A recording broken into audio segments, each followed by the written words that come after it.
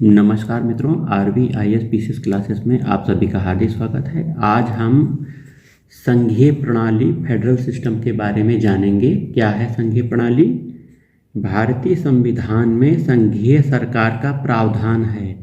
एकल सरकार में सभी शक्तियां केंद्र सरकार में निहित होती हैं और राज्य सरकारें केंद्र सरकार से अपना प्राधिकार प्राप्त करती हैं। संघीय सरकार में संविधान के माध्यम से सभी शक्तियां केंद्र सरकार, राष्ट्रीय सरकार या संघीय सरकार और राज्य सरकारों में बटी होती है तथा दोनों सरकारें अपने अपने अधिकार क्षेत्र में स्वतंत्र रूप से कार्य करती हैं। भारतीय संविधान की संघीय विशेषताएं इस प्रकार हैं। पहला, द्वैत नीति। संविधान में द्वैत नीति का प्रावधान है, मतलब दोहरी सरकार का प्रावधान है, जिसमें केंद्र स्तर पर संघ सरकार, क्षेत्र स्तर पर राज्य सरकार शामिल है। शक्तियों का विभाजन। संविधान की 7वीं अनुसूचियों में शक्तियों को केंद्र, राज्यों के मध्य, संघ सूची, राज्य सूची और समवर्ती सूची के संदर्भ में बांटा गया है। लिखित संविधान। भारत का संविधान एक लिखित संविधान है जो केंद्र तथा राज्य सरकार दोनों के संगठन, शक्तियों और सीमाओं को परिभाषित करता है। सर्वोच्च संविधान। संविधान देश का सर्वोच्च कानून है तथा केंद्र तथा राज्यों के कानून संविधान के अनुरूप होना चाहिए। अनम्य संविधान। भारतीय संविधान अनम्य संविधान है क्योंकि संघीय नीति में केंद्र द्वारा कोई भी संशोधन अधिकांश राज्यों की स्वीकृति से किया जाता है, अर्थात केंद्र राज्य संबंध तथा न्यायिक संगठन। ठीक है। स्वतंत्र न्यायपालिका। भारतीय संविधान में उच्चतम न्यायालय को सर्वोपरि मानते हुए स्वतंत्र न्यायपालिका का प्रावधान किया गया है। उच्चतम न्यायालय केंद्र और राज्यों अथवा राज्यों के मध्य विवादों का निपटान करता है। उच्चतम न्यायालय न्यायिक समीक्षा संबंधी अपनी शक्तियों का प्रयोग कर संविधान की सर्वोच्चता बनाए रखता है, अर्थात केंद्र और राज्य सरकारों के उन कानून और नियमों को अवैध करार दे सकता है जो संविधान के प्रावधान के विरुद्ध हों। द्विसदन प्रणाली। संघीय प्रणाली में 2 सदन वाली विधायिका का प्रावधान है, अर्थात उच्च सदन जिसे राज्यसभा कहते हैं, निचला सदन जिसे लोकसभा कहते हैं। राज्यसभा भारत संघ के राज्यों का प्रतिनिधित्व करती है। लोकसभा पूरे भारतीय समाज का प्रतिनिधित्व करती है। उपर्युक्त संघीय विशेषताओं के अतिरिक्त संविधान की निम्नलिखित गैर संघीय मतलब एकात्मक विशेषताएं हैं। तो एकात्मक विशेषताएं क्या क्या हैं? ऊपर संघीय विशेषताएं थी, अब एकात्मक विशेषताएं हैं। केंद्र राज्य दोनों के लिए एक संविधान प्रणाली का प्रावधान। जम्मू कश्मीर राज्य को छोड़कर, जम्मू कश्मीर में अब बदलाव हो गया है, अब ये नहीं है। ठीक है। एक संविधान का प्रावधान है। संविधान द्वारा केंद्र को अधिक शक्तियां देकर केंद्र को पूरी मजबूती प्रदान की गई है। संविधान में कठोरता की बजाय लचीलापन अधिक है क्योंकि इसके अधिकांश भाग को अकेले संसद द्वारा संशोधित किया जा सकता है। संसद साधारण बहुमत के माध्यम से भारतीय क्षेत्र तथा राज्य की सीमाओं और नामों को बदल सकती है। अनुच्छेद 3 में ये प्रावधान किया गया है।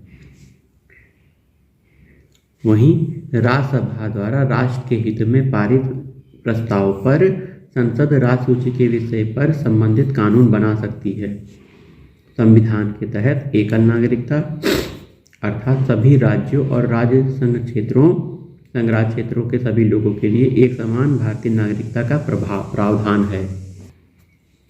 केंद्र और राज्य सरकार के कानूनों को लागू करने के लिए उच्चतम न्यायालय की अध्यक्षता में एकीकृत और एकल न्यायिक प्रणाली का प्रावधान है। वहीं राज्यपाल को राज्य में सर्वोच्च दर्जा प्राप्त है, जिसे राष्ट्रपति द्वारा किसी भी समय नियुक्त तथा पद से हटाया जा सकता है। राज्यपाल केंद्र के एजेंट के रूप में भी कार्य करता है। अनुच्छेद 155 और 156 में ये प्रावधान किया गया है। भारतीय संघ के राज्यों का प्रतिनिधित्व राज्यसभा में असमान ढंग से अर्थात आबादी के आधार पर होता है। संविधान में अखिल भारतीय स्तर की सेवाओं जैसे भारतीय प्रशासनिक सेवा, भारतीय पुलिस सेवा, भारतीय विदेश सेवा का प्रावधान है। अनुच्छेद 312 में इसका वर्णन है।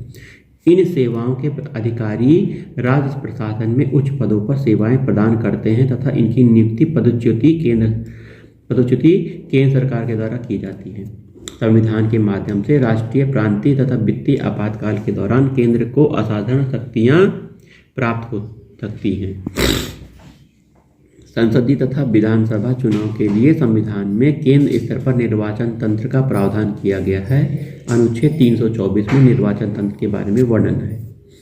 राज्य के लेखा खातों की लेखा परीक्षा भारत के नियंत्रक महालेखा परीक्षक द्वारा की जाती है।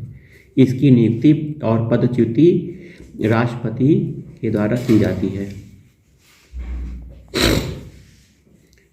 इस प्रकार भारतीय संविधान पारंपरिक संघीय प्रणाली के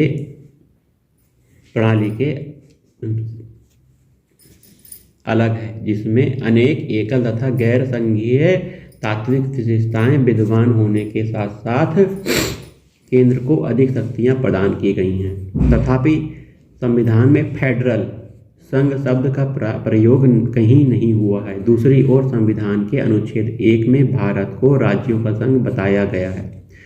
संविधानविद इससे प्रेरित होकर भी भारतीय संविधान के संघीय चरित्र को चुनौती देने का साहस कर सके हैं।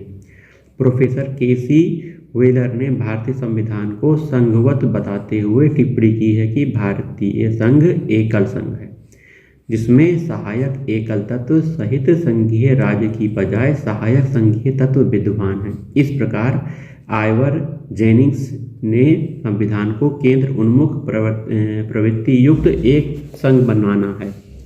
वहीं ग्रेनविल ऑस्टिन ने भारतीय संघवाद को सहकारी संघवाद कहा है। ग्रेनविल ऑस्टिन का मानना है कि यद्यपि भारतीय संविधान के माध्यम से सशक्त केंद्रीय सरकार का सृजन किया गया है, फिर भी राज्य सरकारों पर इसका कोई प्रभाव नहीं पड़ता। अर्थात राज्य सरकारें न ही कमजोर हुई हैं, न ही केंद्र सरकार की नीतियों को कार्यरूप देने संबंधी प्रशासनिक एजेंसी मात्र का दर्जा प्राप्त है। डॉक्टर अंबेडकर जी के अनुसार भारतीय राजनीतिक प्रणाली समय और परिस्थिति के अनुसार एकीकृत और संघीय दोनों है।